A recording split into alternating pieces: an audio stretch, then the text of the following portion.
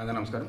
ఇది ప్యూర్లీ నా అబ్జర్వేషన్, నా పర్సెప్షన్, నా ఫ్యూచర్ ఫోర్కాస్టింగ్. ఓకే, ముందుగా మనస్ఫూర్తిగా విజయ్ ముఖ్యమంత్రి కావాలని కోరుకుంటున్నా.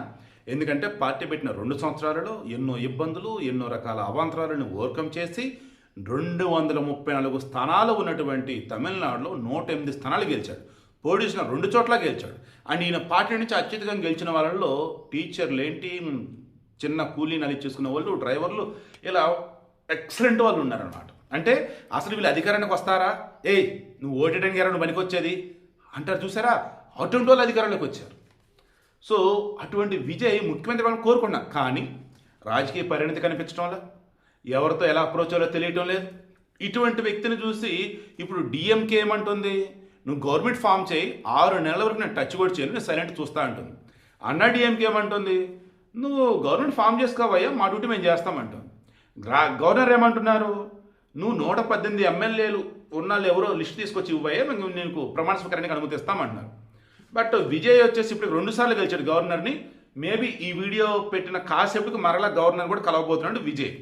3వ అయినా పర్మిషన్ ఇస్తారో లేదు చూద్దాం. మీన్ వైల్ ఉన్న ఆప్షన్ చెప్తున్నా, ఇది వచ్చేసి డిఎంకే అన్నా డిఎంకే ఇందాక డిస్కస్ చేసిన దానిలో డిఎంకే ఒక ఆప్షన్ ఇచ్చింది, మేము నీకు సపోర్ట్ ఇస్తాం, నువ్వు గవర్నమెంట్ ఫామ్ చేయి, మేము అధికారంలో భాగంగా, ఓకేనా, అయితే నువ్వు ఎన్డీఏ నుంచి బయటికి రా అన్నాడు.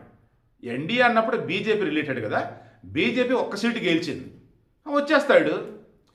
బీజేపీ అవునన్నా కాదన్నా ఇక్కడ టీవీకే అద్భుతమైన విజయ సాధికారణం బీజేపీ, అది మీలో చాలామంది తెలియదు. కాంగ్రెస్ అన్నది తొక్కేయాలి, దాన్ని డిఎంకే అధికారం నుంచి దించాలి, ఇది మోడీ టార్గెట్ అయింది. ఇప్పుడు విజయ్ ఏం చేశాడు, కాంగ్రెస్ను కలుపుకుంటున్నాడు అలయన్స్లో, అది బీజేపీ తట్టుకోలేకపోతుంది. ఓ రకంగా ఇప్పుడు కాంగ్రెస్ కనుక టీవీతో కలిస్తే కనుమరుగవుతుందనుకున్న కాంగ్రెస్ మరలా తెర మీదకి వచ్చేసింది. ఎందుకు, డిఎంకే నుంచి ఆల్రెడీ బయటకు వచ్చింది, టీవీకి అయితే పొత్తు ఉంటుంది. ఇప్పుడు ఆల్రెడీ అద్భుతమైనటువంటి సీట్లు పడ్డాయి టీవీకేకి. కాంగ్రెస్ కూడా కలిసింది అనుకోండి, రేపు కాంగ్రెస్ ఓట్లు టీవీకే ఓట్లు అన్నీ కలగలిపి కాంగ్రెస్ మరలా పుంజుకునే అవకాశం అనేది ఉంటుంది. రేపు లోక్సభ ఎన్నికలు కానీ, లోకల్ బాడీ ఎన్నికలు కానీ కాంగ్రెస్ మరలా గతంలో ఎలాగైతే తమిళనాడులో ఉందో అలా వచ్చే ఛాన్స్ కూడా ఉండొచ్చు.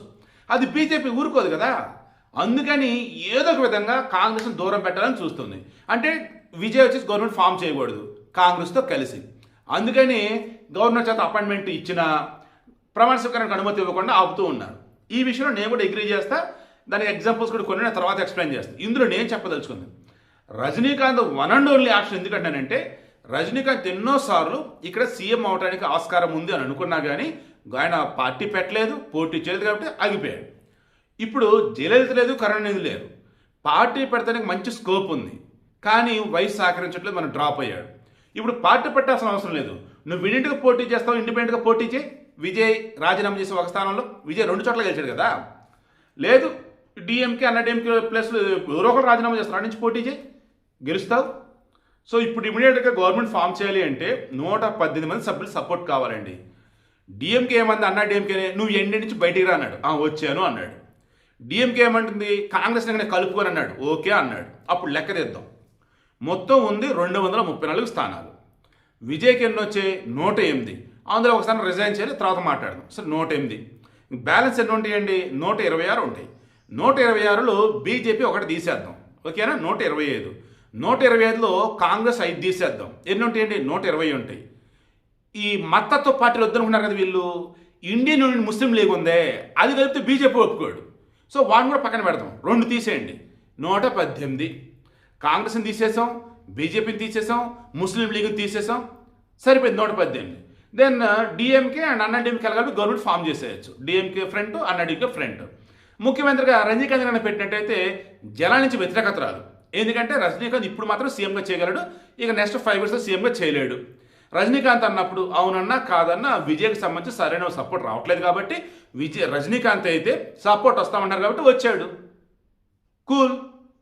మీకు అర్థమవుతుందా, one and only best option అనమాట ఇప్పుడు రజనీకాంత్ అనేది. డిఎంకే అన్నా డిఎంకే కలిసి వస్తాము, గవర్నమెంట్ ఫామ్ చేస్తాము అంటే. ఈవెన్ విజయ్ కూడా ఇప్పుడు సింపతి వచ్చినా కానీ ఆయనకి రజనీకాంత్ కాబట్టి అంతగా వ్యతిరేకత రాదనమాట ఈ కొత్త గవర్నమెంట్ మీద. ఆ ఆప్షన్ వర్కౌట్ అవుతుందా లేదా మరి కాసేపట్లో తెలియదు, ఎందుకంటే మరల విజయ్ గవర్నర్ కలవబోతున్నాడు. మనకున్న లేటెస్ట్ ఆప్షన్ ఏంటంటే సిపిఐ, సిపిఎం, విసికే ఈ 3 పార్టీలు కూడా విజయ్కి సపోర్ట్, అంటే 6. తర్వాత కాంగ్రెస్ 5, ఎన్ని 11, విజయ్ గెలిచింది ఎన్ని 108, అందులో ఒక స్థానం రిజైన్ చేయాలి 107, 107 + 11 ఎన్ని 118. గవర్నర్కి ఆ లిస్ట్ కనుక ఇచ్చేస్తే ఇక రేపు ప్రమాణ స్వీకారం రేపే ఉండొచ్చు. ఎందుకంటే డిలే చేయకూడదు. మరలా చెప్తున్నా, స్టార్టింగ్ చెప్పింది ఇప్పుడు కూడా చెప్తున్నా, విజయ్ ముఖ్యమంత్రి అవ్వాలని నేను కోరుకుంటున్నా. ఎందుకంటే ఆయన ఎవరికైతే సీట్లు ఇచ్చినాడో నిజంగా వాళ్ళు సామాన్యులు అండ్ వర్త్ ఉన్నటువంటి వాళ్ళు. అండ్ ఈయన ప్రచారం కూడా కేవలం 36 నియోజకవర్గాలను చేశాడు. అది కూడా ఆల్మోస్ట్ డిజిటల్ ప్రచారం ఎక్కువ నడిచింది. సో అంతిమంగా మార్పు కోరుకుంటున్నారు ప్రజలు, తమిళనాడు వాళ్ళు. ఆ మార్పును స్వాగతిస్తూ విజయ్ ముఖ్యమంత్రి కావాలని కోరుకుంటున్నా.